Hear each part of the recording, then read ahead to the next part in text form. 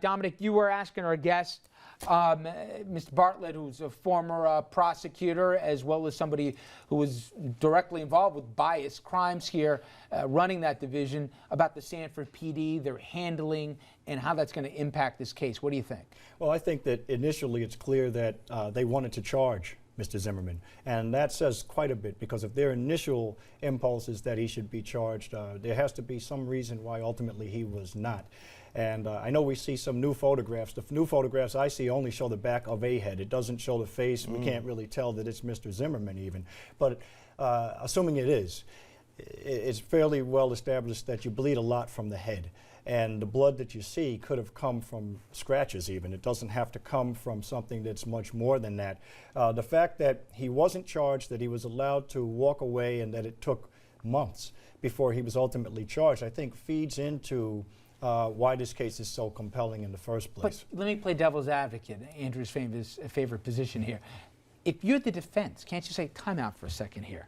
It's a tragedy, but stand your ground. As my guy interpreted, he went out there to try and protect the community, and a tragedy unfolded, yes, but the police didn't even think he did anything wrong enough that they held him overnight. They released him, and whether or not you think they should or shouldn't have, obviously there was enough doubt here that he wasn't even brought back for questioning until all of a sudden there was a national media firestorm. Well, as defense counsel, I certainly would raise that. However, I would also expect the prosecution to counter that, well, you know, police initially wanted to arrest him, and it was only after something that we really don't know, occurred, that they changed their mind. And then at that point, you go back to the fact that his father is a magistrate, a judge, and you consider whether he was treated differently because of his relationships to people in that community. And then you even go beyond that to the fact that he's now released on $150,000 bail. It makes you wonder what role his connections may have played in having such a low bail.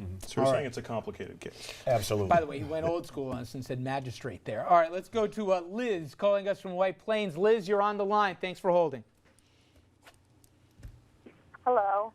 Hi, Liz. Go ahead.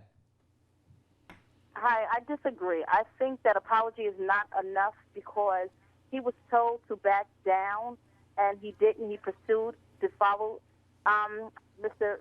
Martin, and I think Zimmerman should be charged. Yeah, to me, if I was on a jury, I couldn't get past that. They said, stay out of it. Go away. Go back. We've got it under control here. And he still pursued. I don't know how you get past that and say, I don't care what the law in the books is. The cop said, it's none of your business. Get out of this. And he still pursued it.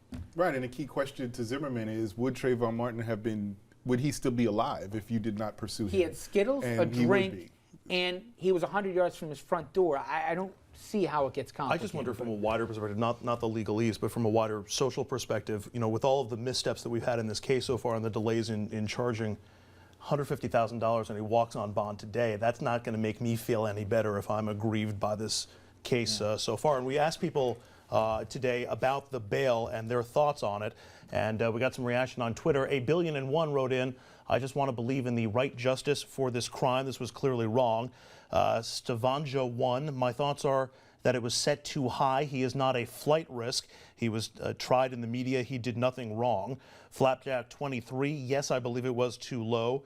And Stormer Fury wrote, and 10 years of jail, then 5 years probation, then another 5 years of community service on top of bail × 3. I get the feeling Stormer not happy with the low bail. Well, with the name Stormer Fury, I don't think he's happy too often here.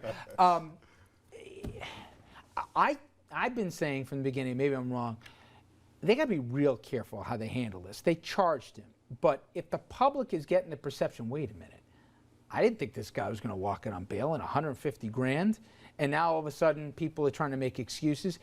How much of the job of the prosecutor is it to consider the public pulse on this that we don't want to have after whatever the verdict is?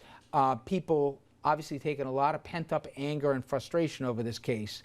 How much does that factor in, if at all, into the prosecutor's mind? I would hope that it doesn't factor into the prosecutor's mind. I would think that when we are open and when we are clear about what we do in the criminal justice system, then we build confidence in the criminal justice system, and that confidence should be throughout our communities, irrespective of what your background is, whether you're rich, poor.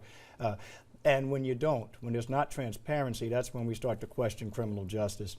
And when you look at this case, even with the stand your ground, there ought to be a component that requires you to be reasonable. When you are a 240-pound grown man pursuing a person who's maybe 2/3 your weight, who you can't show has committed any crime, because that's the other thing. We go back to a very good question as to whether Mr. Martin would be alive today. But the other question is, would they even have had anything to charge him with? And it seems to me that the answer is clear, that at this point he's walking along a path. He's not pursuing Mr. Zimmerman. He's walking along a path and followed by Mr. Zimmerman, who has to exit a vehicle to follow him further as he approaches his father's girlfriend's home.